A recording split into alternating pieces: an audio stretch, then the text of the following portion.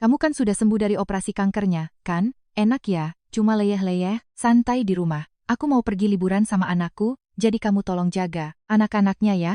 Oh iya, buat belanja di sana, aku pakai kartu kreditmu ya. Itulah kata-kata yang dilontarkan oleh ibu mertua dan adik ipar saya sesaat setelah saya menjalani operasi kanker payudara, di saat saya bahkan belum bisa berjalan dengan benar.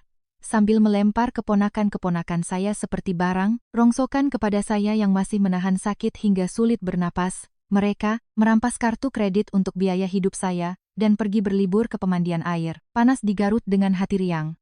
Di hari itu, saat saya tersungkur di lantai, ruang tamu sambil menelan kepahitan yang teramat sangat, saya mempertaruhkan sisa hidup saya dan bertekad untuk memberikan pelajaran yang tidak akan pernah dilupakan oleh manusia-manusia kejam ini.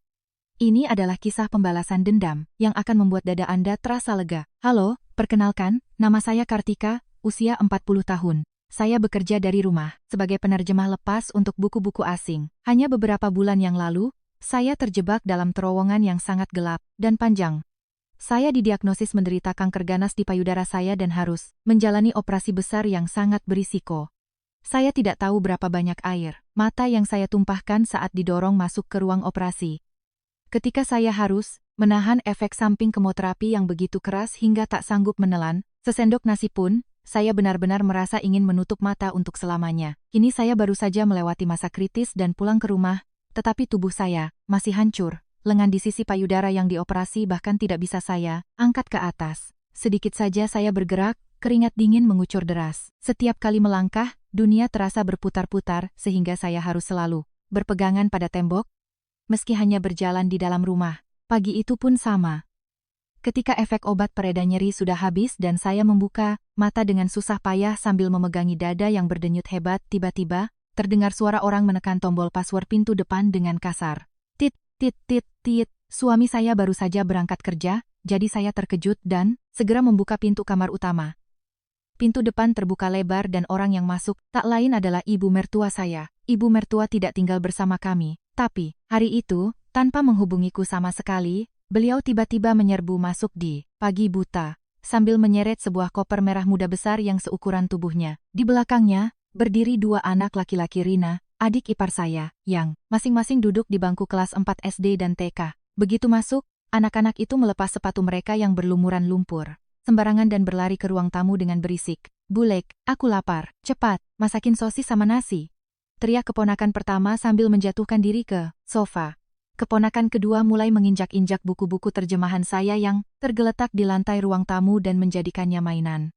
Saya sangat terkejut, sambil memegangi lengan saya yang sakit, saya bertanya dengan terbata-bata, "Ibu, ada apa pagi-pagi begini tanpa mengabari dulu?" Lalu ibu mertua berteriak dengan suara lantang, "Ada apa-apanya? Kamu kan sudah selesai perawatan di rumah sakit, sudah banyak istirahat di rumah, pasti sudah sembuh kan? Ibu mau cari angin beberapa hari, tolong kamu jaga cucu-cucu kesayangan ibu ini ya." Saya meragukan pendengaran saya sendiri. Saya begitu terpaku hingga hanya bisa menatap wajah ibu mertua dengan tatapan kosong. "Bu, saya buat makan untuk diri sendiri saja masih susah. Saya tidak bisa berdiri lama karena pusing. Bagaimana saya bisa menjaga anak-anak yang sedang aktif-aktifnya ini?" Belum selesai saya bicara, tamu tak diundang lainnya masuk dari pintu depan.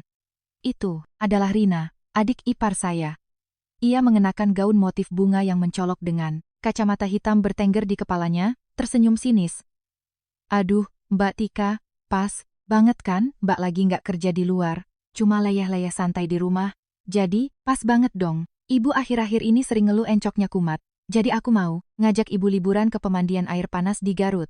Tolong kasih makan anak-anakku tepat waktu ya." Saya benar-benar kehabisan kata-kata. Adik ipar saya sudah bercerai dan kembali menumpang hidup di rumah ibu mertua. Sehari-harinya, dia memang sering melempar tanggung jawab mengurus anaknya kepada saya setiap ada kesempatan. Karena saya bekerja dari rumah menerjemahkan buku, mereka pikir saya hanya pengangguran yang hidup enak dari uang suami saya. Lagi pula, menantunya baru saja selesai operasi kanker dan baru bisa bernapas lega, dan mereka malah pergi liburan. Ibu mertua mulai berkeliling rumah dengan langkah menghentak-hentak dari kamar utama, ruang tamu, hingga ke ruang kerja saya. Ia membuka pintu ruang kerja lalu berdecak, "Ibu, apa maksudnya ini?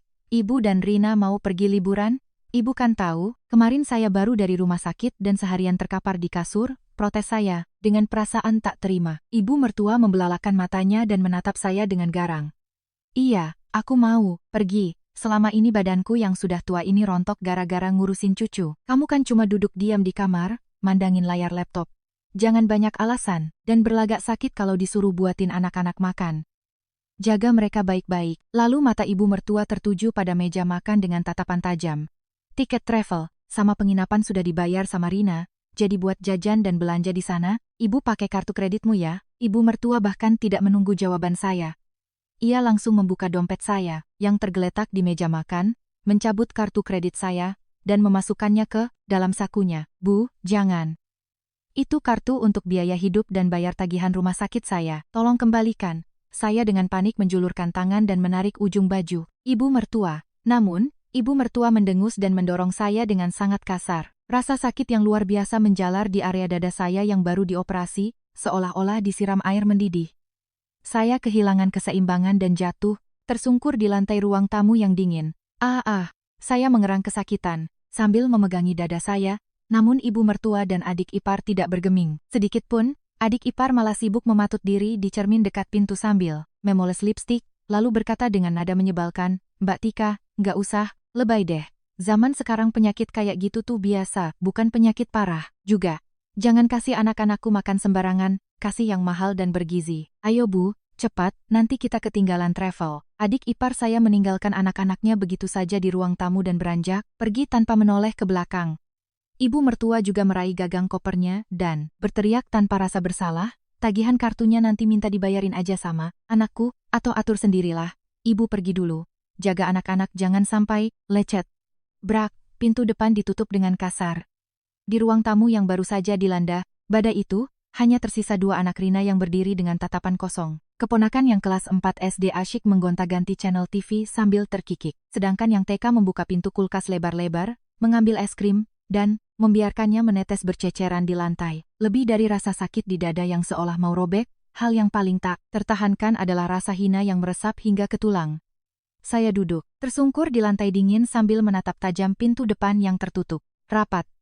Ibu mertua yang merampas kartu menantunya yang sedang sakit parah demi liburan. Adik ipar yang membuang anaknya seperti sampah kepada kakak iparnya yang sedang kesakitan demi bersenang-senang. Perasaan yang selama ini mendidih di dada saya karena terus bersabar demi label keluarga, kini perlahan berubah menjadi sedingin es. Dengan tangan gemetar saya menopang tubuh di lantai dan perlahan berdiri. Rasa pusing saya hilang seolah-olah disiram air es, dan pikiran saya menjadi sangat jernih. Saya mengangkat lengan yang sakit dengan paksa dan merapikan rambut. Saya menatap pintu depan yang tertutup, saya bergumam dengan suara pelan namun tegas. "Silakan bersenang-senang, Bu, Rina." Meski suara saya tak akan sampai ke telinga mereka, kata-kata itu adalah sumpah untuk diri saya sendiri. Tekad dingin menyelimuti seluruh tubuh saya, bahwa saya, Kartika, tidak akan lagi hidup sebagai orang bodoh yang selalu ditindas. Meski saya telah membulatkan tekad, kenyataan di depan mata sangatlah kejam. Es krim yang berceceran dari tangan keponakan kedua saya sudah meleleh dan lengket di lantai. Luka operasi di dada berdenyut seakan mau meledak, tapi saya menggigit bibir kuat-kuat. Apa salah anak-anak kecil ini jika mereka ditinggalkan karena keegoisan orang dewasa? Saya merambat di dinding, susah payah berjalan ke kamar mandi untuk mencuci kain pel. Sambil memegangi lengan yang berat untuk mengepel lantai, keringat dingin mengucur deras di dahi saya. "Bulek, aku lapar. Aku bisa mati kelaparan nih," teriak keponakan pertama tanpa mengalihkan pandangannya dari layar TV. Saya menahan nyeri di dada dan berjalan sempoyongan ke dapur. Menyalakan kompor gas dan mengangkat wajan saja sudah menjadi pekerjaan yang sangat berat bagi saya saat ini.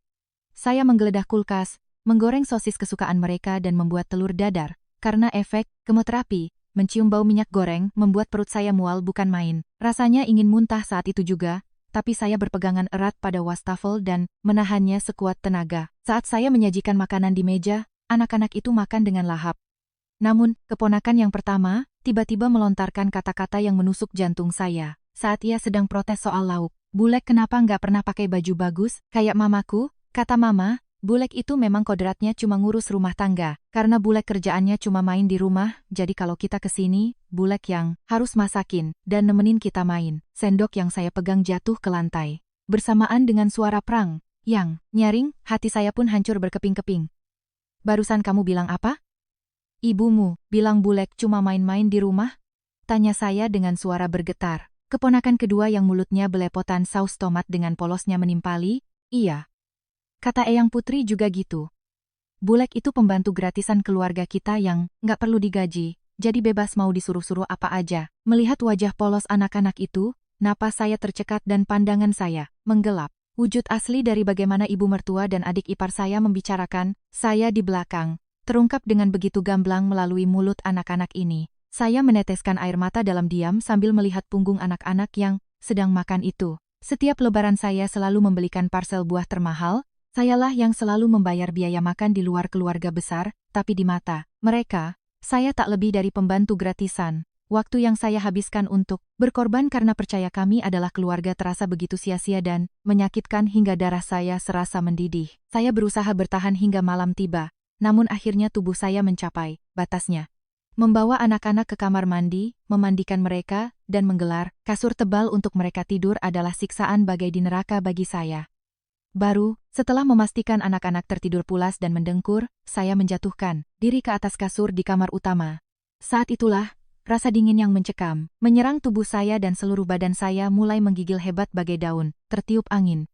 Dari area operasi terasa panas seperti terbakar, dan setiap kali, saya menarik napas. Rasa sakit seperti ditusuk pisau tajam menghujam dada saya. Baju tidur saya basah kuyup oleh keringat dingin, dan pandangan saya memutih. Saya bahkan tidak punya sisa tenaga untuk menelepon suami saya yang sedang dinas, luar kota ke Surabaya. Rasa takut yang luar biasa menyelimuti saya, membayangkan bahwa jika saya pingsan di kamar ini sendirian, saya benar-benar bisa mati. Dengan tangan gemetar saya meraba-raba lantai, susah payah meraih ponsel. Saya menekan nomor 112, dan dengan suara parau memohon bantuan medis darurat. Saat suara sirene ambulans terdengar sayup-sayup dari kejauhan, saya akhirnya kehilangan kesadaran. Ketika saya membuka mata, hal pertama yang saya lihat adalah langit-langit IGD, rumah sakit yang sangat terang menyilaukan. Bau obat antiseptik yang menyengat hidung dan bunyi tit dari mesin medis berputar-putar di telinga saya. Sebuah jarum infus besar tertancap di lengan saya, meneteskan cairan dingin ke pembuluh darah saya. Tika, Kartika, kamu dengar aku? Kamu sudah sadar? Seseorang memanggil nama saya dengan panik sambil mengguncang bahu saya. Saya mencoba memfokuskan pandangan saya yang buram, dan melihat wajah Mbak Ratna, senior saya saat kuliah dulu. Mbak Ratna bekerja sebagai kepala perawat di rumah sakit ini, orang yang selalu bisa saya andalkan. Wajahnya pucat pasi dan matanya sembab kemerahan. Mbak, aku kenapa? Dadaku sakit banget, tanyaku dengan suara serak dan terputus-putus. Mbak Ratna menarik napas kasar, tak bisa menahan amarahnya. Kamu ini ngapain aja sih di rumah? Baru berapa lama kamu selesai operasi kanker, leukosit dan indikator peradanganmu melonjak drastis. Kalau kamu telat sejam aja dibawa ke sini, nyawamu udah melayang, tahu nggak? Mendengar omelan senior yang begitu peduli pada saya, tangis yang sedari tadi, saya tahan akhirnya pecah berantakan. Saya menceritakan semuanya, tentang ibu, mertua dan adik ipar yang memaksa mengambil kartu kredit saya dan pergi liburan, serta bagaimana mereka melempar tanggung jawab merawat anak-anak kecil kepada saya yang sedang sakit. Mendengar cerita saya, wajah Mbak Ratna mengeras karena amarah. Apa? Ninggalin anak ke pasien kanker dan pergi liburan pakai kartumu? Ya, Tuhan, manusia macam apa mereka itu? Ini bukan hal sepele yang bisa diwajarkan, Tika. Main-main sama nyawa orang, mereka itu bukan keluarga, tapi musuh dalam selimut. Mbak Ratna mengepalkan tangannya kuat-kuat lalu menggenggam tanganku erat. Tika, aku akan pakai semua koneksi yang aku punya untuk bantu kamu. Kali ini, jangan cuma nangis kayak orang bodoh. Melihat tatapan tegas dan penuh tekad dari Mbak Ratna, saya perlahan mengangguk dengan wajah basah oleh air mata. Orang-orang yang bersembunyi di balik kata keluarga untuk menginjak-injak saya. Saat sentuhan hangat tangan Mbak Ratna, yang tulus mengkhawatirkan saya menyentuh kulit ini, api kemarahan yang membara dan pantang padam mulai menyala di lubuk hati saya. Setelah cukup lama menangis sambil menggenggam tangan Mbak Ratna, tiba-tiba, terdengar suara langkah kaki yang berat dan terengah-engah berlari dari ujung lorong rumah sakit. Pintu kamar rawat terbuka dengan kasar dan wajah yang sangat saya kenal muncul. Itu adalah Bima, suami saya yang sedang dinas ke Surabaya. Dasinya sudah longgar, kemejanya berantakan, dan keringat bercucuran dari wajahnya. Kedua matanya sudah memerah saat ia melangkah mendekati ranjang saya. Sayang, Tika, ini sebenarnya ada apa? Bima menatap wajah saya yang pucat, pasi dan melihat lengan saya yang penuh selang infus. Lalu seketika jatuh, berlutut di lantai dengan lemas. Selama ini, setiap kali ibu mertua dan adik ipar menindas saya karena status saya sebagai menantu, Bima selalu menjadi orang yang berada di posisi sulit. Namun ia selalu memegang tangan saya, memohon agar saya bersabar sedikit lagi, demi keluarganya. Tapi hari ini, wajah suamiku memancarkan syok berat seolah tak mempercayai apa yang dilihatnya. Aku tadi mampir ke rumah dan jantungku rasanya mau copot. Rumah kita hancur, kayak kapal pecah. Cuma ada 2 keponakanku bergulingan di ruang tamu. Waktu ditelepon pihak rumah sakit kalau kamu masuk IGD, kamu tahu nggak aku nyetir, kayak orang gila buat sampai ke sini? Kemana Ibu sama Rina? Kenapa mereka ninggalin anak sekecil itu sendirian di rumah? Serunya dengan napas memburu. Mbak Ratna yang berdiri di sampingku menyela dengan nada dingin, kemana lagi? Mereka ninggalin anak-anak itu ke menantunya yang lagi sakit parah, lalu pergi, liburan ke pemandian air panas di Garut. Oh ya, sambil merampas kartu kredit, Tika buat foya-foya. Mendengar ucapan tajam Mbak Ratna, suamiku ternganga seolah baru saja dipukul, palu godam di bagian belakang kepalanya. Apa? Liburan? Ibu sama Rina pergi? Liburan? Bima mengeluarkan ponselnya dengan tangan gemetar. Ia membuka WhatsApp dan mengeklik foto profil status Rina. Di sana, dengan latar belakang, pemandangan alam yang indah, ibu mertua dan Rina tersenyum lebar. Di bawah foto, itu terdapat caption besar yang dipamerkan, makan enak dan healing dulu di Garut. Melihat itu, air mata jatuh menetes dari kedua mata suamiku. Manusia-manusia, gila ini beneran. Sekalipun begitu, masa iya mereka tega ngelakuin ini sama orang yang baru aja selesai operasi kanker dan baru bisa napas lega? Apa mereka nggak punya hati? Beraninya mereka ngelakuin ini ke istriku. Bima terengah-engah penuh amarah, seakan ingin membanting ponselnya ke lantai. Rumah sakit. Wajahnya merah padam, tangannya mengepal bergetar karena emosi. Pria yang selama ini selalu mengecil di depan ibu dan adik perempuannya, untuk pertama kalinya meledak dan mengaum layaknya singa yang terluka. Dengan mata menyala, Bima menelepon ibunya. Belum sempat nada sambung berbunyi beberapa kali, terdengar suara ceria ibu mertua di seberang sana. Aduh, anakku sayang. Gimana dinasnya? Lancar. Di sini air panasnya enak banget, bikin kulit mulus. Mendengar suara ibu mertua yang begitu tak tahu malu, Bima akhirnya kehilangan akal sehatnya dan berteriak, Ibu itu manusia bukan sih? Tika sekarang masuk IGD gara-gara bekas operasinya radang dan mau meledak. Anak-anak di rumah ditelantarin. Dan ibu malah maling kartu kredit Tika buat foya-foya di sana. Dari seberang telepon, terdengar ibu mertua tergagap panik. Siwa. Loh, ibu kira dia sudah sembuh total. Lagian ibu bukan maling. Uang menantu cuma kepakai sedikit aja. Kok kamu heboh banget? Anak-anak kan pasti diurusin sama Tika. Kenapa kamu malah teriak-teriak begini? Mendengar ibunya yang malah playing victim, Bima tertawa hambar karena terlalu tak percaya. Tutup teleponnya. Mulai detik ini, aku nggak punya ibu dan adik lagi. Jangan pernah bermimpi lihat wajahku seumur hidup. Bima langsung memutus panggilan telepon itu. Lalu ia menutupi wajahnya dengan kedua tangan dan mulai menangis meraung-raung. Sayang, maafin aku. Aku benar-benar bodoh. Gara-gara aku kamu diperlakukan kayak binatang begini. Aku benar-benar berdosa. Aku yang salah. Bima menunduk di samping ranjangku, memohon dengan penuh penyesalan. Melihat suamiku yang menangis terseduh-seduh, saya menggigit bibirku yang pucat. Alih-alih air mata yang panas, rasanya bongkahan es tajam tumbuh menembus hatiku. Aku tidak mengelus kepalanya atau mencoba menenangkannya. Sebaliknya, dengan suara yang sangat kering dan datar, aku berkata, Mas, aku udah terlalu lelah. Ayo kita cerai. Mendengar satu kalimat itu, ruangan rawat itu membeku seakan disiram air es di musim dingin. Bima mendongak, wajahnya pucat pasi menatapku. Tika, apa maksudmu, cerai? Aku janji bakal tebus semua kesalahanku. Tolong jangan ngomong hal mengerikan begitu, ya? Bima memegang tanganku yang dingin, memohon dan meratap. Wajahnya basah oleh air mata dan ingus. Aku memalingkan wajahku ke arah jendela dengan dingin. Mas juga tahu kan, Ibu, sama Rina nggak akan pernah berubah. Aku masih pengen hidup. Kalau aku terus jadi menantu di keluargamu, aku bakal mati karena makan hati sebelum kankernya yang bunuh aku.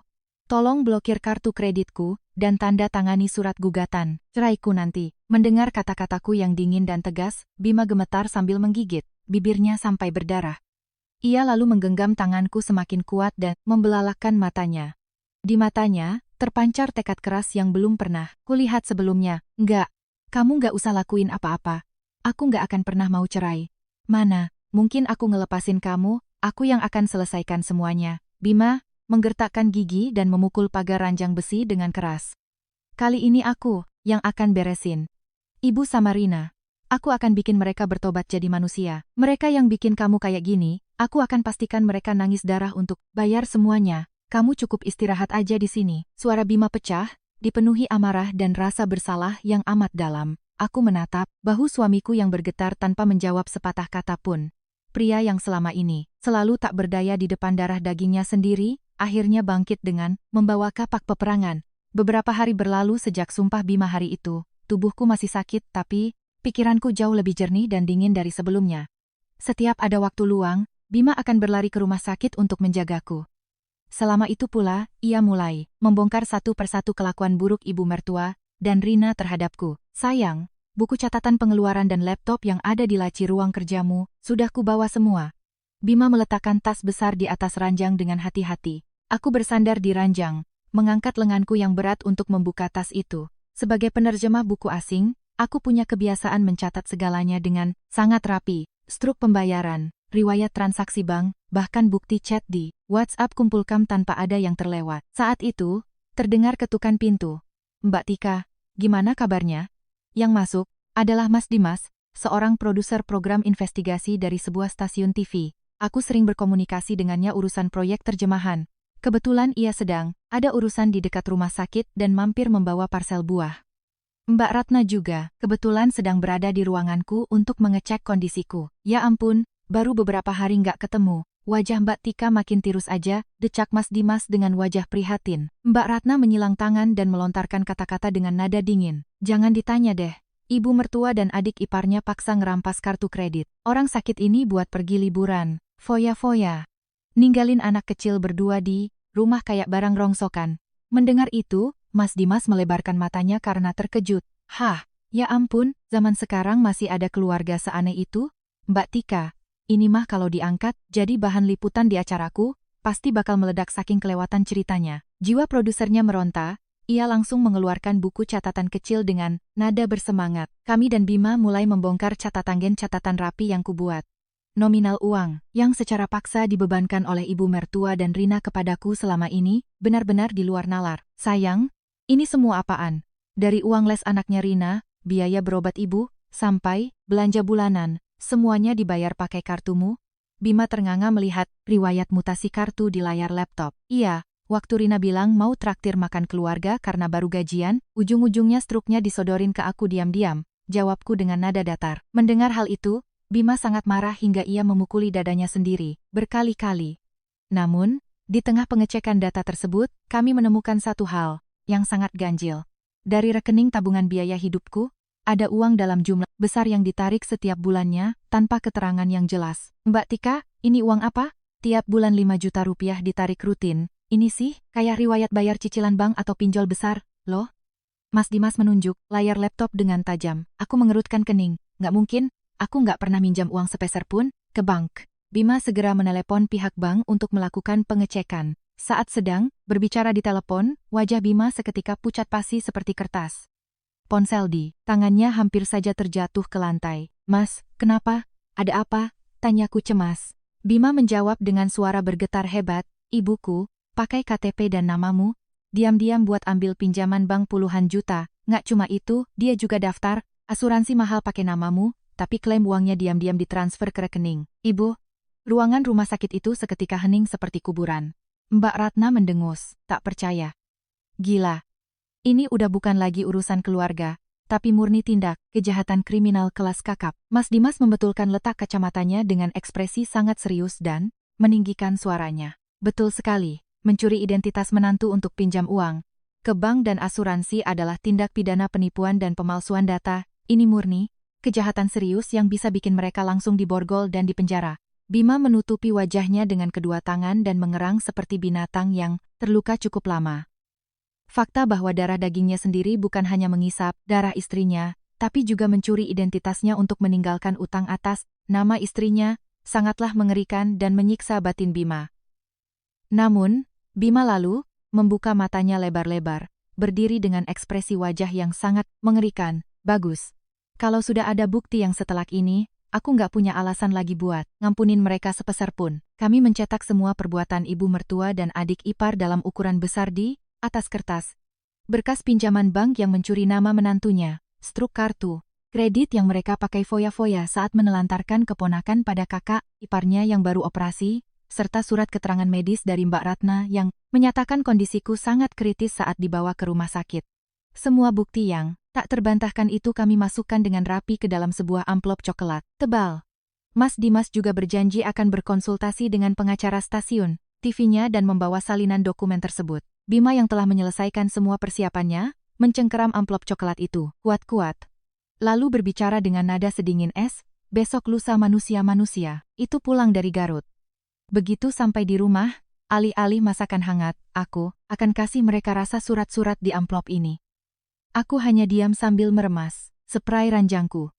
Pikiranku hanya tertuju pada satu hal, ekspresi seperti apa yang akan ditunjukkan oleh ibu mertua dan Rina yang telah mencabik-cabik perasaanku sambil tertawa tanpa dosa saat melihat bukti-bukti ini. Hari kepulangan ibu mertua dan Rina dari liburan akhirnya tiba. Karena sangat ingin menghadapi mereka secara langsung, aku memaksa diri pulang sebentar dari rumah sakit dengan dibantu Bima. Di sofa ruang tamu, duduk aku, Bima, Mbak Ratna, dan Mas Dimas secara sejajar. Ketegangan di dalam rumah begitu pekat, hingga suara napas pun nyaris tak terdengar. Sekitar jam 1 siang, suara tombol password ditekan dengan riang terdengar dari luar. Tit tit tit tit, pintu terbuka lebar, diiringi suara roda koper dan teriakan ibu mertua yang menggema di seluruh rumah. Aduh, encokku. Kursi travelnya sempit banget, rasanya pinggangku mau putus. Tika, cucu-cucu kesayangan ibu kemana? Kok rumah sepi banget kayak kuburan? Ibu mertua melepas sepatunya di depan pintu sambil memanggilku dengan suara menggelegar. Rina menyusul di belakangnya dan langsung mengeluh dengan nada kesal. Mbak Tika, aku lapar banget sampai mau pingsan nih. Kita kan udah ngabarin jam pulang. Mbok ya disiapin makanan anget di meja. Ini malah ngapain sih? Coba, keluarin makanan apa kek dari kulkas. Saat masuk ke ruang tamu, mereka berdua mendadak kaku seperti melihat hantu. Ketika melihat kami berempat duduk berjejer di sofa. Loh, anakku kok jam segini udah pulang kerja? Terus, orang-orang ini, siapa? Ibu mertua menatap kami bergantian dengan wajah kebingungan yang kentara. Sambil memegangi dadaku yang baru dioperasi, aku menatap ibu mertua tepat di matanya dengan pandangan dingin. Bima menahan napas kasarnya yang menggerambak binatang buas, lalu tiba-tiba berdiri. Ia meraih amplop coklat tebal di atas meja dan membantingnya sekeras mungkin ke lantai. Prak, ibu. Ibu pulang ke rumah ini bukan buat minta makan, tapi buat sujud minta ampun di depan aku dan Tika, bentak Bima. Ibu mertua terlonjak kaget dan mundur selangkah. Heh, berani-beraninya kamu melotot dan bentak ibumu sendiri? Cuma minta dibuatin makan sama istri kamu aja, apa itu dosa besar? Saat ibu mertua membalas dengan bentakan tak masuk akal, Bima tertawa hambar seolah sudah kehilangan akal. Buka mata ibu lebar-lebar. Ini semua bukti dari apa yang ibu dan anak perempuan ibu itu lakuin ke istriku. Bima menarik paksa kertas-kertas dari amplop coklat itu dan melemparkannya tepat ke wajah ibunya. Lembaran-lembaran kertas putih berjatuhan di lantai ruang tamu. Surat keterangan medis rumah sakit yang menyatakan aku kritis dan masuk IGD karena peradangan pasca operasi. Struk-struk kartu kredit dari foya-foya mereka di Garut yang dicuri dari orang sakit. Mendengar teriakan Bima yang dipenuhi amarah mendidih, wajah ibu mertua dan Rina seketika berubah pucat pasi. Rina menatap struk kartu kredit di lantai, menelan, ludahnya kasar, dan mulai melangkah mundur perlahan-lahan. Mas, itu kan kita nggak sengaja. Lagian kita kira Mbak Tika udah sembuh total. Alasan Rina tidak sempat diselesaikan. Bima langsung menunjuk wajah Rina dan membentaknya bagai petir menyambar. Tutup mulutmu, enak ya makanan masuk ke tenggorokanmu. Sementara kamu ninggalin anakmu ke orang yang lagi berjuang hidup dan mati. Kalau aku laporin kamu ke polisi atas pasal penelantaran anak, biar hak asuhmu dicabut dan anak-anak dikasih ke mantan suamimu, gimana? Rina menganga tak bisa berkata-kata. Tubuhnya mulai gemetar seperti daun tertiup angin. Dengan mata merah menyala, Bima kini menatap tajam ibunya. Dan ibu, pakai topeng manusia. Tapi kok bisa-bisanya nipu bank pinjam uang pakai KTP, Tika? Ibu pikir aku bakal diam aja tahu uang pinjaman sama asuransi atas nama Tika masuk ke rekening ibu? Begitu mendengar kata-kata itu, lutut ibu mertua langsung lemas. Dengan suara bruk, ia jatuh terduduk di lantai dan mulai berbicara tergagap dengan wajah seputih kertas. Itu kan rencananya kalau uang arisan ibu cair. bakal, ibu lunasin semuanya. Cuma pinjam nama menantu aja kok, apa masalahnya? Beraninya anakku sendiri mau makan ibunya hidup-hidup? Ibu mertua tetap bersikeras dan ngeyel meski sudah duduk terkapar di lantai. Saat itulah, Mas Dimas yang sedari tadi diam berbicara dengan nada sopan, namun mematikan. Ibu, mencuri identitas orang untuk mengambil pinjaman di bank itu, sama saja dengan mencuri uang. Itu tindak kejahatan kriminal yang sangat serius, Bu. Ini bukan masalah keluarga yang bisa diselesaikan dengan minta maaf, tapi, ibu bisa langsung ditangkap, diborgol, dan masuk penjara. Mendengar ancaman tajam Mas Dimas, ibu mertua membelalakan matanya dan terengah-engah seolah akan pingsan. Mbak Ratna tak mau kalah, ia menyilangkan tangannya dan menimpali dengan dingin. Ibu lihat surat keterangan rumah sakit, ini, memaksa pasien yang baru operasi kanker sampai kondisinya hancur seperti ini adalah tindakan penganiayaan menurut hukum medis. Pihak rumah sakit kami juga tidak akan tinggal diam melihat pasien kami disiksa seperti ini. Bersiap-siaplah, Bu, dihantam oleh bukti-bukti dan tekanan menakutkan tentang polisi, penjara, dan penganiayaan. Ibu mertua dan Rina langsung bungkam seperti orang bisu. Kesombongan dan keangkuhan mereka yang baru beberapa menit lalu masih meledak-ledak kini sirna tak berbekas. Wajah mereka kehabisan darah, dan mata mereka bergetar gelisah seperti ada gempa. Aku perlahan berdiri, menatap dingin ibu mertua yang tersungkur di lantai. Lalu, aku menoleh ke arah Bima dan berkata pelan, Mas. Aku udah nggak mau lagi ngomong sama manusia-manusia ini. Bikin muak. Mendengar ucapanku, Bima mengangguk berat, lalu mengangkat tangannya menunjuk ke arah pintu depan. Dengan suara yang menggelegar ke seluruh penjuru rumah, ia memberikan titah yang tegas dan menakutkan. Ibu, dan kamu, Rina, keluar dari rumahku sekarang juga. Jangan pernah berpikir buat menginjakan kaki di rumah ini lagi. Titah Bima yang sedingin es itu membuat ruang tamu kembali dicekam keheningan. Namun, ibu mertua yang seumur hidup-hidup dengan keegoisan dan sifat keras, kepalanya tak mau menyerah begitu saja. Ia menopang tubuhnya di lantai, bangkit, berdiri dengan susah payah, dan malah berteriak histeris. Beraninya kamu ngusir aku? Bagaimanapun aku ini ibu yang mempertaruhkan nyawa, ngelahirin dan ngerawat kamu. Kok bisa-bisanya kamu belain istrimu dan melototin ibumu? Terus apa masalahnya sama kertas-kertas sampah ini? Aku cuma pinjam nama menantu sebentar, apa itu dosa besar sampai kalian perlakukan aku kayak buronan penjahat? Ibu mertua masih tak mau mengakui kesalahannya dan menatapku dengan ganas seolah ingin mencabik-cabikku. Rina pun menempel di punggung ibunya, bersembunyi sambil melontarkan kalimat menyebalkan. Bener kata ibu, Mas, lagian ibu juga niatnya mau bayar utang itu, bukan mau nipu. Mbak Tika aja yang terlalu kaku dan kejam, bikin hubungan keluarga hancur. Aku benar-benar kehabisan kata-kata, bahkan saking konyolnya, tertawa sinis pun tak bisa. Saat aku menggigit bibirku menahan amarah, Mas Dimas maju selangkah dan memberikan peringatan keras. Ini bukan soal kaku atau tidak. Saya baru saja mengonfirmasi hal ini dengan pengacara stasiun televisi kami sebelum kesini.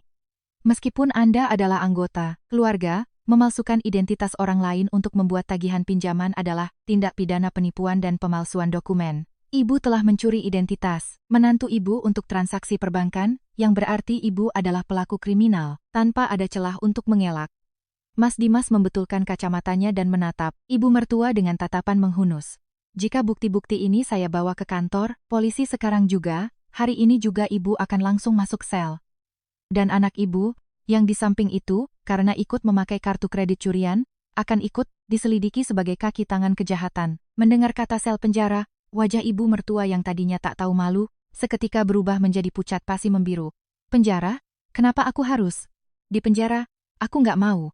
Ibu mertua memukul-mukul udara kosong dengan tangannya yang gemetar. Namun Mbak Ratna kembali memotong perlawanan itu dengan tajam. Tentu saja ibu harus di penjara. Ibu nggak bisa lihat tingkat keparahan radang di surat medis. Ini mengorbankan dan menelantarkan pasien kanker yang baru saja selesai operasi, berat adalah kejahatan penganiayaan serius secara hukum kesehatan. Kami dari rumah sakit juga nggak akan melepaskan masalah ini begitu saja. Kata-kata polisi, penjara, dan penganiayaan yang dilemparkan layaknya panah dari segala arah membuat kaki kedua wanita itu bergetar hebat bak ranting pohon, tertiup badai. Tepat pada saat itu, keheningan ruang tamu dipecahkan oleh suara dering telepon dari ponsel Rina yang melengking tajam. Dengan panik dan tergesa-gesa Rina mengaduk-aduk tasnya dan mengangkat panggilan itu. Halo? Suara mantan ibu mertuanya nenek dari anak-anak Rina terdengar menggelegar dari ujung telepon hingga ke seluruh ruang tamu. Heh, kamu gila ya? Aku baru aja nelepon cucu-cucuku kesayanganku dan kaget setengah mati dengar ceritanya. Kamu, buang anak-anak di rumah kakak iparmu yang lagi sakit keras, sementara kamu sama ibumu asyik foya-foya di pemandian air panas? Rina saking terkejutnya sampai memegang ponselnya dengan tangan gemetar, berusaha menutupi kebohongannya. Bukan gitu, Bu. Mbak Tika bilang dia udah sembuh, makanya anak-anak dititipin sebentar. Namun kemarahan mantan ibu mertuanya tak kenal ampun, alasan basi. Anak-anak bilang mereka kelaparan dan ketakutan di dalam rumah. Kakak iparmu sampai muntah, darah dan dibawa ambulans. Kamu tahu betapa syoknya anak-anak ngelihat itu? Perempuan gak bertanggung jawab dan kejam kayak kamu, gak pantas ngasuh darah daging keluargaku, bajuin anak-anak sekarang, kami akan bawa pengacara, buat ambil alih hak asuh dan jemput mereka hari ini juga. Tut, tut, tut, suara telepon yang ditutup sepihak bergema nyaring di ruang tamu yang luas itu. Kaki Rina sepenuhnya kehilangan tenaga.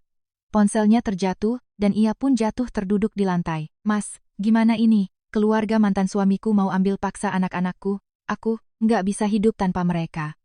Mas, tolong telepon mereka dan bujuk mereka, Mas. Rina menangis terseduh-seduh, memegang ujung celana Bima dengan putus asa. Namun Bima menepis tangan adiknya itu seperti mengibaskan serangga menjijikkan. Ngapain aku bantu kamu? Dibesarkan sama ibu egois kayak kamu, mending mereka tinggal sama bapak kandungnya, demi masa depan mereka. Bima menatap ibu dan adik, perempuannya yang tersungkur di lantai dengan tatapan mengerikan yang dipenuhi urat merah. Sebelum kuseret kalian ke polisi, aku udah bilang keluar dari rumahku, kan? Barulah saat itu, dua wanita itu menyadari realitas dengan pahit. Rasa takut yang mencekam bahwa mereka akan diseret ke kantor polisi dan meringkuk di lantai sel yang dingin. Rasa putus asa karena satu-satunya putra yang bisa diandalkan telah benar-benar berpaling, dan anak kandung sendiri akan segera direbut selamanya. Terjebak dalam jalan buntu tanpa jalan keluar, ibu mertua dan adik ipar secara serempak berlutut di lantai. Mereka mulai merangkak maju menuju kakiku. Sambil menggosok-gosokkan kedua telapak tangannya, mereka mulai melolong, meminta ampun dengan menyedihkan. Tika, nak, ibu kayaknya kemasukan setan sampai gila kemarin-kemarin. Ibu, salah besar. Tolong jangan bawa polisi, nak. Ibu nggak mau masuk penjara di umur yang sudah setua ini. Ibu mertua memegangi ujung celanaku, air mata menetes dari wajahnya yang keriput seraya ia terus menundukkan kepala. Rina pun menempelkan wajahnya yang penuh riasan ke punggung kakiku sambil meratap sejadi-jadinya. Mbak Tika, aku benar-benar berdosa. Hukuman dari Tuhan, karena kelakuanku ke Mbak selama ini kayaknya turun semua hari ini. Kalau anak-anakku diambil, aku beneran bisa mati. Tolong Mbak telepon mantan mertuaku, bilang kalau anak-anak aman di sini. Kedepannya aku akan jadi babu. Buat Mbak seumur hidup, aku bakal lakuin apapun yang Mbak suruh. Hanya beberapa hari yang lalu, mereka merampas kartu kredit dari dompetku dan menertawakanku tanpa malu. Mereka adalah manusia-manusia sombong yang meremehkanku, menganggapku sekadar pembantu gratisan yang cuma santai-santai di rumah. Kini mereka tersungkur di lantai ruang tamu yang dingin, menangis. Meraung-raung seperti binatang, memohon untuk diselamatkan. Menatap pemandangan yang menyedihkan dan hina itu, aku menghela napas panjang dan dalam tanpa mengucapkan sepatah kata pun. Menatap ubun-ubun kedua wanita yang menangis meratap di kakiku, beban berat yang selama ini menyumbat dadaku terasa luruh seketika, membuat hatiku sangat lega. Namun, aku tak akan goyah. Aku sama sekali tak berniat melewatkan masalah ini begitu saja hanya karena beberapa tetes air mata buaya palsu itu. Aku menatap mereka yang meratap seperti binatang dan berkata dengan suara sedingin es, tolong lepaskan tangan kotor kalian dari saya. Baju saya bisa kotor. Mendengar suaraku yang datar dan tajam, ibu mertua dan Rina terkejut dan perlahan melepaskan cengkeraman mereka dari ujung celanaku. Tika, ibu, Rina. Jangan pernah berpikir bisa lolos dengan modal cari belas kasihan. Di dunia ini nggak ada yang gratis, dan nggak ada kata maaf tanpa syarat. Aku mengambil tumpukan kertas yang sudah kupersiapkan matang-matang dari dalam amplop di atas meja.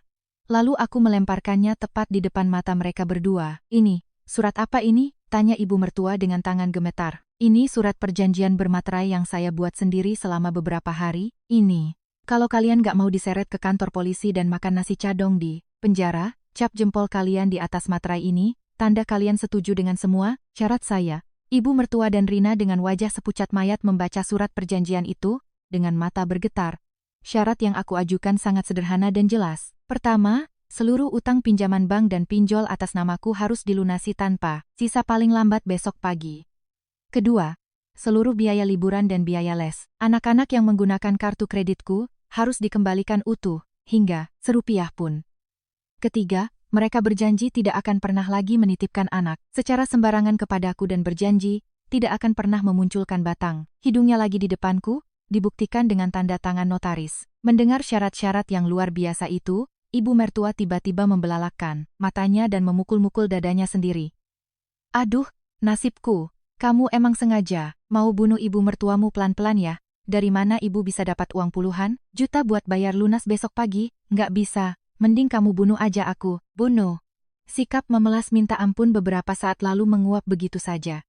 Ibu mertua kembali merebahkan dirinya di lantai ruang tamu dan bertingkah seenaknya dengan tak tahu malu. Rina juga ikut-ikutan merengek membelanya. Mbak Tika, bener kata, Ibu. Kita nggak punya uang sebanyak itu untuk dilunasi dalam semalam. Kita janji, bakal berbuat baik mulai sekarang, jadi tolong tutup mata untuk kali ini aja. Ya? Mereka benar-benar definisi dari manusia yang tak bisa diselamatkan. Terlalu konyol hingga aku merasa tak perlu repot-repot menjawab. Jadi aku hanya menutup rapat bibirku. Saat itu, Bima yang berdiri di sampingku langsung marah besar dan membentak ibunya yang berbaring di lantai. Ibu, bangun sekarang juga dari lantai. Kaget mendengar bentakan mengerikan dari anaknya, tangis palsu ibu mertua berhenti seketika. Kalau ibu nggak punya uang, cairkan semua uang arisan ibu-ibu di kampung, sekarang juga, atau jual semua emas-emas dan perhiasan ibu. Kalau masih kurang, putus kontrak sewa rumah ibu sekarang juga. Bima menatap tajam ibu dan adik, perempuannya dengan mata memerah, memberikan pukulan telak. Aku bahkan malas, buang waktu buat ngomong sama kalian. Pilih satu, tanda tangan dan cap jempol di atas materai ini sambil ganti semua uangnya, atau kalian jalan sama aku ke ruang interogasi kantor polisi sekarang juga. Ketika kata kantor polisi kembali terucap, nyali ibu mertua yang sempat naik, kembali menciut seperti balon kempis. Mas Dimas dan Mbak Ratna juga bersedekap dada, menekan mereka dengan tatapan dingin. Ibu, sebelum kru kamera stasiun televisi saya datang, mending ibu cepat ambil keputusan, ancam Mas Dimas penuh makna. Ancaman itu sukses membuat ibu mertua gemetar hebat bagai terserang demam dingin. Pada akhirnya, sadar bahwa sama sekali tidak ada jalan keluar, ibu mertua menangis terseduh-seduh sambil mengulurkan tangannya yang lemas ke arah kertas. Itu, iya, ibu ngerti. Ibu bakal cari cara apa aja buat lunasin uangnya, tapi tolong jangan bawa polisi. Dengan tangan gemetar, ibu mertua mencelupkan jempolnya ke tinta merah dan mengecapnya kuat-kuat di atas materai perjanjian. Rina yang wajahnya sepucat kertas juga ikut memberi cap jempol merah di surat. Itu sambil menangis meraung-raung. Mas, aku udah cap jempolnya, aku nggak mau kehilangan anak-anakku. Aku mau jemput mereka sekarang. Tolong mas yang telepon ke mertuaku ya. Namun Bima merebut surat-surat itu dengan kasar. Setelah mengecek dengan teliti, apakah cap jempol mereka tercetak dengan benar, Bima membalas ucapan Rina dengan sangat dingin. Aku gila apa harus nelpon mereka, kalau kamu mau jaga anak-anakmu, kamu sendiri yang datang ke rumah mantan mertuamu, berlutut, dan sujud minta ampun. Mulai sekarang, hidup dan biayai anak-anakmu dari hasil keringatmu sendiri sampai tulangmu mau patah. Pernyataan kejam Bima membuat Rina terduduk di lantai dengan ekspresi seolah langit baru saja runtuh. Bima menyerahkan dokumen yang menandai kemenangan telak itu ke tanganku dengan hati-hati dan hangat. Menatap kertas dengan cap jempol merah yang jelas itu, rasanya ada angin segar yang bertiup mendinginkan hatiku. Inilah momen yang melegakan ketika orang-orang yang berlagak sombong dan mengisap darahku atas nama keluarga, menggali kuburan mereka sendiri dan hancur sepenuhnya. Aku menatap ibu mertua dan Rina yang saling berpelukan sambil gemetar, lalu memberikan kata-kata terakhir yang menusuk. Kalau uangnya nggak kembali besok pagi, surat perjanjian ini akan langsung saya bawa ke polisi. Urusan kita sudah selesai, silakan keluar dari rumah saya. Di hadapan pengusiran tegasku, kedua wanita itu tak lagi bisa memaksakan kehendak mereka. Seperti tentara yang kalah perang, mereka menundukkan kepala. Dalam-dalam, menarik koper merah muda yang berat dengan gemetar, dan berjalan. Terhuyung-huyung keluar melalui pintu depan. Brak, punggung menyedihkan mereka, sepenuhnya hilang di balik pintu depan yang kini tertutup rapat. Keesokan paginya, tepat setelah mereka diusir, mendekati jam 11 siang yang merupakan batas akhir perjanjian, ketegangan melingkupi seluruh rumah. Bima duduk di sofa ruang tamu sambil menatap lekat layar ponselnya. Aku berada di ruang kerjaku, membereskan buku-buku terjemahan sambil menunggu dengan tenang. Tepat 5 menit sebelum jam 11 siang, teriakan gembira Bima meledak dari ruang tamu. Sayang, masuk. Uangnya udah masuk semua. Bima membuka pintu ruang kerjaku. Lebar-lebar, dan menyodorkan layar ponselnya ke depan mataku. Di layar itu, tertulis jelas bahwa sisa pokok utang pinjaman bank atas namaku, beserta seluruh tagihan kartu kredit yang dipakai Rina untuk liburan, telah dikembalikan secara utuh. Total nominalnya tepat, tidak meleset 100 perak pun. Aku menatap deretan angka itu, lalu perlahan mengendurkan bibirku yang sedari, tadi terkatup rapat. Akhirnya dilunasi juga ya, ujarku datar. Bima mendengus keras. Tentu saja, kalau nggak mau makan nasi cadong di penjara, mereka harus cari duitnya bagaimanapun caranya. Menurut cerita Bima, ibu mertua harus menanggung malu yang luar biasa demi mengumpulkan uang itu. Kemarin, setelah diusir dari rumah kami, ibu mertua langsung menemui ketua arisan ibu-ibu di kampungnya. Ia sampai duduk meratap di lantai sambil menangis, memohon agar uang arisannya dicairkan lebih awal karena ada urusan mendesak. Padahal selama ini di depan tetangga, ibu mertua selalu memamerkan betapa kaya dan bahagianya hidup dia karena anak dan menantunya sukses. Orang yang selalu sombong itu tiba-tiba mengemis uang arisan, tentu saja, menjadi bulan-bulanan gosip di kampung. Tapi uang arisan itu pun belum cukup, jadi ibu mertua terpaksa menjual semua perhiasan emas yang sangat disayanginya. Sayang, kemarin ibuku pergi ke toko emas buat jual kalung rantai besar sama cincin kawinnya sambil nangis meraung-raung kayak binatang. Orang-orang di sana, sampai berdecak heran ngelihatin kelakuannya, cerita Bima dengan semangat, merasa sangat puas, walau itu menimpa ibunya sendiri. Sebagai seorang anak, wajar jika ia merasa kasihan, tetapi Bima sudah sepenuhnya membuang perasaan itu terhadap keluarga sedarahnya yang telah mendorong istrinya ke jurang maut. Di saat ibu mertua harus menjual emas demi melunasi utang, nasib Rina tak kalah menyedihkan. Kemarin sore, ia berlari ke rumah mantan mertuanya dengan panik dan bersujud sampai lututnya nyaris lecet memohon ampun. Setelah menangis sampai ingusnya keluar semua dan berjanji tak akan pernah lagi sembarangan menitipkan anak ke orang lain, barulah ia berhasil membawa pulang anak-anaknya. Namun, harga yang harus dibayar demi mempertahankan anak-anaknya menjadi kenyataan pahit bagi Rina. Karena uang arisan dan emas ibu mertua habis untuk melunasi utangku, kini aliran dana untuk hidup mereka terputus total. Gaji Rina yang bekerja sebagai SPG di mal jelas tak cukup untuk menghidupi dua anak yang sedang bertumbuh beserta ibu mertuanya. Akhirnya, Rina yang seumur hidup tak pernah hidup susah dan hanya suka berdandan, terpaksa bekerja kasar paruh waktu di sebuah restoran seafood dan ayam bakar setiap akhir pekan. Petang itu, saat kami sedang mengupas buah di ruang tamu, ponsel Bima berdering kencang. Nama Rina berkedip-kedip di layar. Bima mengangkatnya dengan wajah kesal. Apalagi, kan uangnya udah lunas, harusnya kita nggak perlu kontak-kontakan lagi. Berani banget kamu nelpon pakai muka tembok? Tembak Bima. Ketus. Dari seberang telepon, terdengar suara isak tangis Rina yang begitu keras hingga terdengar sampai ke telingaku. Mas, aku capek banget. Seharian nyikat, panggangan sate sama angkatin arang panas di restoran. Rasanya pergelangan. Tanganku mau putus. Pulang ke rumah, anak-anak rewel minta makan, tapi aku bener-bener nggak ada tenaga buat masak. Nyempetin mandiin dan nyuapin anak. Ternyata susahnya minta ampun, aku bener-bener nggak nyangka. Rina mengeluh dan menangis terseduh-seduh meluapkan kesedihannya pada kakaknya. Jika itu Bima yang dulu, ia pasti merasa kasihan dan langsung mentransfer uang saku untuk adiknya. Tapi kini, Bima hanya tertawa mengejek dengan sinis. Hei, mandiin dan kasih makan anakmu sendiri itu udah kewajiban. Kenapa kamu nangis? Seolah-olah kamu paling menderita sedunia. Tika waktu itu baru selesai operasi kanker. Nahan sakit sampai dagingnya kayak mau robek, tetap aja nyuapin. Anak-anakmu, sekarang rasain sendiri penderitaannya. Jangan pernah nelpon aku, lagi cuma buat ngerengek.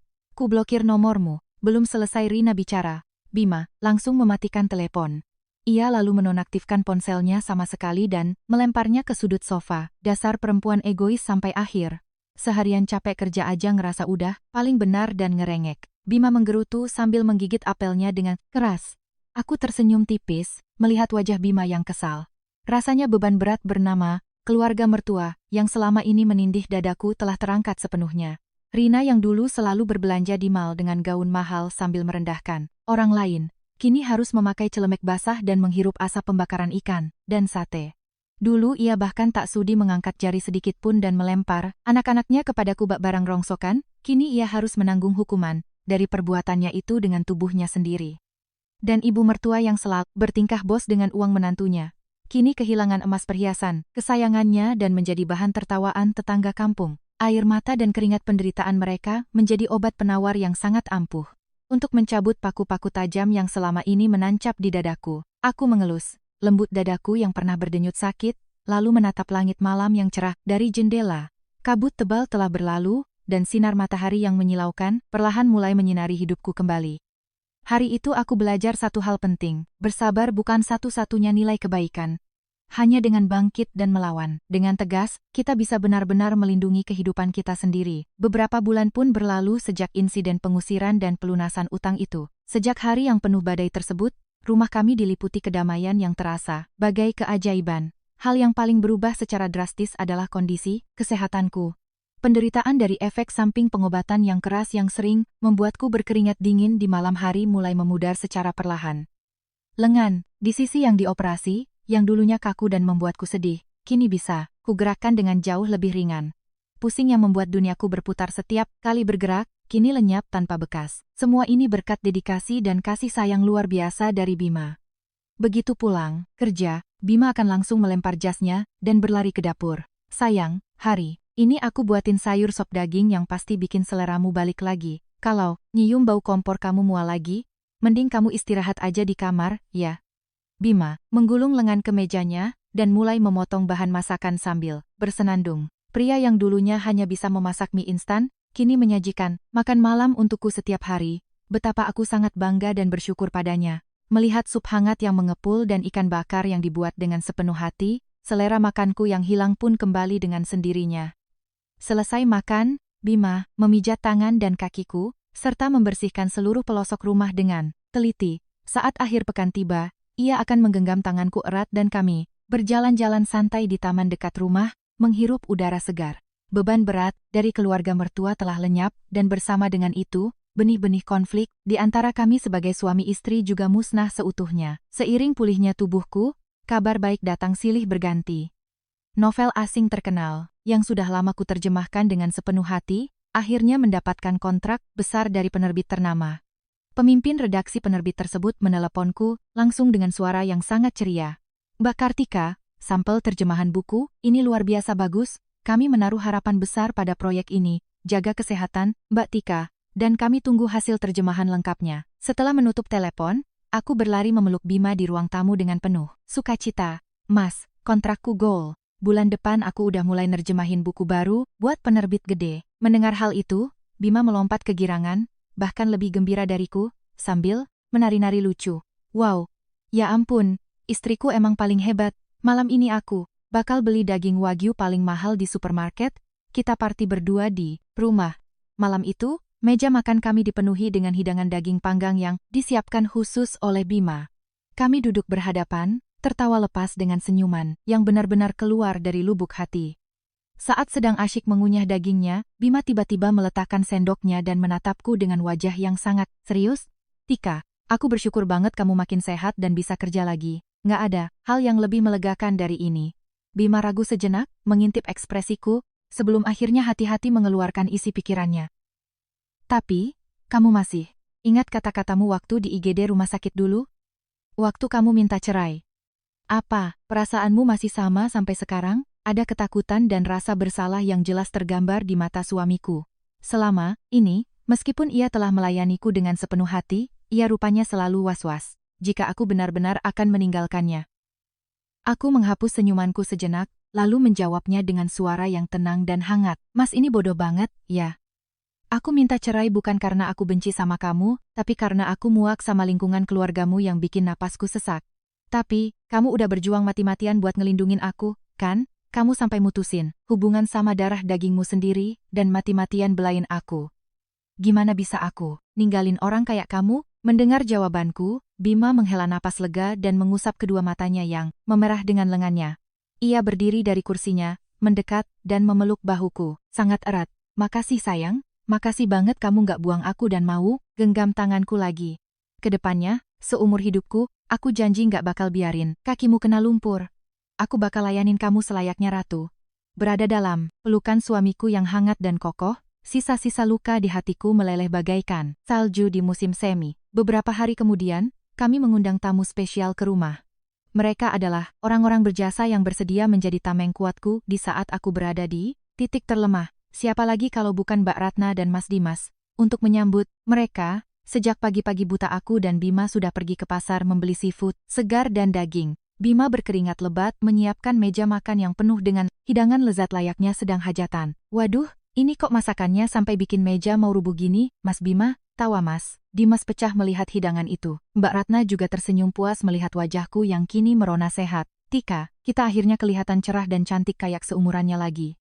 Gara-gara udah nggak pernah ketemu ibu mertua sama adik ipar ulet bulu itu. Kamu beneran kaya. Habis minum jamu awet muda ya? Mbak Ratna mencicipi iga bakar buatan Bima dan langsung mengacungkan jempolnya.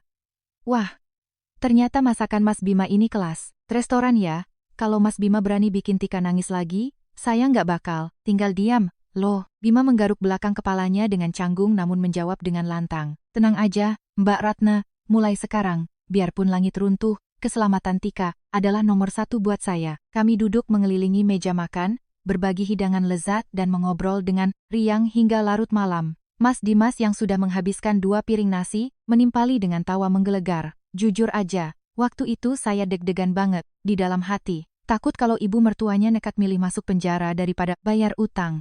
Tangan saya udah standby mau neken nomor polisi, tapi pas Mbak Tika ngelempatin dokumen itu dengan dingin, wah, rasanya plong banget. Mendengar cerita Mas Dimas yang begitu hidup, kami semua tertawa terbahak-bahak sambil memegangi perut. Sungguh, tanpa bantuan Mbak Ratna dan Mas Dimas yang turun tangan seolah itu urusan mereka sendiri, aku tak mungkin memenangkan peperangan besar itu. Fakta bahwa aku mendapatkan malaikat penolong yang tak ternilai harganya membuat perasaanku sangat kaya dan penuh. Kartika di masa lalu, yang hanya menangis diam-diam dan menahan sakit, percaya bahwa bersabar di bawah nama keluarga adalah kebaikan, kini sudah mati. Kini yang ada hanyalah Kartika, yang baru berdiri teguh, tertawa bebas, dan bersikap tegas bersama suaminya dan orang-orang yang tulus mendukungnya. Angin malam yang sejuk masuk lewat celah jendela ruang tamu. Menikmati angin yang mendamaikan itu, aku berjanji pada diriku sendiri untuk terus menjaga kebahagiaan berharga ini dan tak akan pernah melepaskannya. Tidak terasa, setahun penuh telah berlalu sejak insiden mengerikan itu. Musim berganti dan hari raya Idul Fitri yang penuh kemenangan tiba. Lebaran tahun lalu, aku sedang berjuang melawan efek kemoterapi sambil bersimpuh seharian di dapur keluarga mertua untuk memasak opor dan rendang. Meski pinggangku rasanya mau putus, aku hanya bisa menelan air mata sambil mendengar omelan dan melihat wajah masam ibu mertua. Namun, pemandangan lebaran tahun ini berubah 180 derajat. Di pagi hari sebelum salat Iyed, bel rumah kami berbunyi pelan. Saat pintuku buka, tampak ibu mertua berdiri dengan canggung, menenteng parsel buah besar dan sekotak daging sapi, kualitas premium. Tika, gimana kabarmu? Ibu belikan buah pir yang manis dan daging sapi yang bagus buat kamu. Ibu mertua mengamati ekspresiku, menyapaku dengan suara pelan, dan sangat berhati-hati. Kalau dulu, ia pasti masuk dengan tangan kosong, mendobrak pintu, dan langsung berteriak minta disuguhkan makanan. Namun setelah kejadian setahun lalu, ibu mertua telah berubah menjadi orang yang sama sekali berbeda. Setelah menanggung malu meminjam uang arisan dan menjual perhiasan emasnya demi melunasi utang, harga dirinya hancur berantakan. Ditambah lagi satu-satunya anak laki-laki yang menjadi tumpuan hidupnya telah memalingkan wajah, membuatnya tak punya tempat bersandar di masa tuanya. Selama setahun penuh, ibu mertua mengasingkan diri seperti hidup di pulau terpencil, tak berani mendekati rumah kami. Hingga menjelang lebaran ini, ia menelepon Bima terlebih dulu dan memohon sambil menangis. Ia memohon hanya untuk melihat wajah menantunya sekali saja. Ia ingin memasakkan hidangan hangat dan meminta maaf dengan tulus kepadaku. Bima tentu saja menolak mentah-mentah dan marah besar, namun aku sendirilah yang menyuruhnya memberikan izin agar ibu mertua datang. Karena pemenang sejati bukanlah dia yang menghindar, tetapi dia yang berani menatap lawannya dengan kepala tegak. Begitu masuk ke ruang tamu dan melihat wajahku yang kini sehat walafiat, tangis. Ibu mertua langsung pecah. Nak, ibu beneran banyak dosa sama kamu. Selama ini, ibu kayak kerasukan iblis, selalu merendahkan dan gak pernah nganggap kamu manusia. Tinggal sendirian di masa tua ini bikin ibu sadar betapa berharga dan baiknya kamu dulu. Ibu mertua meletakkan barang bawaannya di lantai, lalu menggenggam kedua tanganku erat-erat. Air mata menetes deras dari matanya yang keriput seraya ia menyesali perbuatannya dengan tulus. Wajah sombong dan kejam di masa lalu telah musnah, hanya menyisakan sosok wanita tua yang rapuh dan penuh penyesalan. Aku menatap mata basah itu dengan tenang dan berkata dengan suara datar, "Bu, itu semua udah lewat, jadi nggak usah nangis terseduh-seduh di depan pintu. Tapi ingat, Kalau ibu berani ngelimpahin tanggung jawab ibu secara paksa atau merendahkan saya lagi, saya nggak akan pernah mau lihat wajah ibu lagi untuk kedua kalinya. Mendengar peringatanku yang tegas, ibu mertua mengangguk cepat dan bersumpah, tidak akan pernah mengulanginya. Ia kemudian bergegas masuk ke ruang tamu, menggulung lengan bajunya, dan langsung menuju ke dapur. Kamu itu kan abis, sakit parah, imunmu masih lemah.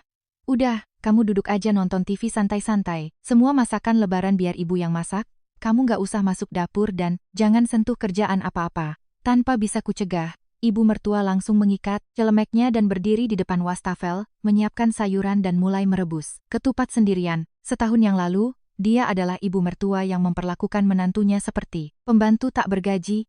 Kini, dia rela berkeringat di dapur sambil menjaga perasaan dan menghindari tatapanku. Sungguh perubahan yang luar biasa ajaib dan melegakan. Tak lama kemudian, pintu depan terbuka lagi, Rina masuk bersama kedua anaknya. Penampilan Rina pun tak lagi menyilaukan dan sombong seperti setahun yang lalu, karena harus bekerja sebagai SPG mal dan part-time di restoran makanan laut di akhir pekan, ia hanya mengenakan pakaian sederhana dengan wajah polos tanpa make-up. Wajah penuh gengsi yang dulu sering memandang orang sebelah mata juga telah musnah. Sebaliknya, yang terlihat kini adalah wajah seorang ibu sejati, teguh dan tangguh, yang berjuang keras membesarkan anak-anaknya. Mbak Tika, lama nggak ketemu. Dengar-dengar Mbak udah mulai nerjemahin buku, lagi ya, kondisinya beneran udah sehat kan? Rina membungkukkan badannya dengan hormat dan menyapaku dengan sangat sopan. Lalu ia membawa anak-anaknya dan duduk diam di sudut ruang tamu. Kalau dulu, ia pasti masuk melempar tasnya ke lantai, telentang di sofa, dan meneriakiku meminta makanan ringan. Perubahan sang ibu ternyata juga membuat anak-anaknya berubah drastis menjadi anak yang jauh lebih dewasa. Keponakan pertamaku yang kini makin tinggi, bersama adiknya yang sudah masuk SD, berjalan menghampiriku dan mencium tanganku dengan sopan. Bulek Tika, Minal, Aidin wal Faizin, ya. Dulu waktu mama kerja, Bulek udah mau jagain dan masakin buat kami padahal Bulek lagi sakit keras.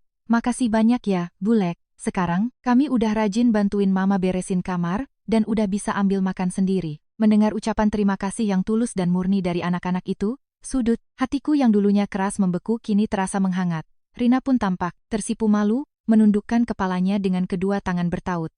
Fakta bahwa kakak iparnya yang sakit parah merawat anak-anak yang ditinggalkannya dengan kejam setahun lalu, pastilah mengendap seperti batu berat di dadanya. Setelah merasakan sendiri kerasnya mencari uang dan mengurus anak sendirian, barulah ia menyadari betapa berat tanggung jawab itu. Mbak Tika, selama ini kelakuanku benar-benar pantas dikutuk Tuhan. Aku terlalu silau sama hal-hal nggak penting sampai aku nggak tahu diri dan kurang ajar banget sama Mbak. Mulai sekarang, aku bakal gedein anak-anakku pakai keringatku sendiri, dan aku janji nggak bakal pernah bikin Mbak sakit hati lagi. Tolong, maafkan aku sekali ini aja, Mbak. Suara Rina yang bergetar tidak mengandung kepalsuan seperti saat ia berusaha kabur dari tanggung jawab setahun lalu. Ada ketulusan yang dalam dari kata-katanya. Aku menatap Rina dalam diam, lalu menganggukkan kepalaku dengan ringan dan lembut. Luka mengerikan dari masa lalu tak akan mungkin terlupakan seutuhnya, tapi aku tidak mau lagi membuang-buang emosi berhargaku hanya untuk membenci mereka. Siang harinya, seluruh anggota keluarga berkumpul mengelilingi meja makan bundar yang besar. Seluruh hidangan khas lebaran kali ini bukan disajikan olehku, sang menantu, melainkan oleh ibu mertua yang sesekali mengusap keringat di keningnya. Bima mengambilkan potongan daging rendang yang paling besar dan lembut ke atas piringku sambil tersenyum cerah. Sayang, ini kan kesukaanmu, ayo makan yang banyak. Aku menatap suamiku dan tersenyum tulus yang hangat. Ibu mertua dan Rina bahkan sangat berhati-hati saat mengunyah makanan, menjaga agar tak membuat keributan yang mungkin menyinggung perasaanku. Tidak ada yang menuntut pengorbanan dariku, tidak ada yang merendahkanku hanya karena posisiku sebagai menantu. Itu adalah jamuan makan yang sangat tenang dan damai. Menjelang malam, keluarga mertua pamit pulang dengan sangat sopan. Sementara, Bima mencuci piring sambil bersenandung riang di dapur, aku masuk ke ruang kerjaku. Aku menyusun buku-buku tebal proyek terjemahan terbaruku di atas meja, lalu menatap keluar jendela. Bulan purnama yang bundar dan terang bersinar di langit malam, terlihat sangat damai dan indah. Setahun yang lalu, aku menatap langit malam yang kelam sambil menangis tak henti. Meratapi nasibku, merasa bahwa demi keluarga, seorang menantu harus selalu menahan penderitaan dengan diam, meskipun itu perlahan-lahan membunuhku dari dalam. Namun, aku akhirnya menghapus air mata itu, mengumpulkan keberanian, dan memutus rantai penderitaan yang mengerikan itu tanpa ampun. Aku berdiri dengan lantang menyatakan yang salah tetaplah salah, dan memastikan orang-orang yang menginjak-injakku membayar dosa-dosa mereka. Pada akhirnya, kemarahan yang dingin dan tegas itulah yang membuat ibu mertua, yang sombong dan adik ipar yang menyebalkan akhirnya tersadar. Dan yang terpenting, keberanian itu telah membangkitkan kembali hidupku yang sempat hancur berkeping-keping. Kini, aku telah membangun pagar pelindungku sendiri, yang kokoh, di mana tak seorang pun bisa mempermainkanku lagi. Angin malam yang sejuk masuk dari celah jendela, menyentuh pipiku dengan lembut. Menatap bulan purnama yang bersinar terang, sebuah senyuman damai dan dalam mengembang di bibirku. Kebenaran yang memuaskan dan kokoh memenuhi hatiku, dan aku bergumam pelan di bawah hembusan angin malam. Bersabar itu bukan satu-satunya jalan kebaikan. Melindungi diriku sendiri adalah hal yang paling utama. Cerita yang kami siapkan hari ini sampai di sini. Terima kasih banyak telah mendengarkan hingga akhir. Di channel kami akan terus menghadirkan kisah-kisah kehidupan yang beragam dan melegakan hati. Jika cerita hari ini membuat Anda merasa puas dan lega, jangan lupa untuk menekan tombol subscribe dan like. Dan jika Anda berkenan, tinggalkan 1-2 patah kata penyemangat di kolom komentar seperti ceritanya bagus bikin hati lega. Itu akan menjadi energi besar bagi kami untuk menyiapkan kisah selanjutnya. Sampai jumpa di kisah menarik berikutnya yang tak kalah seru. Semoga Anda selalu sehat dan bahagia. Terima kasih.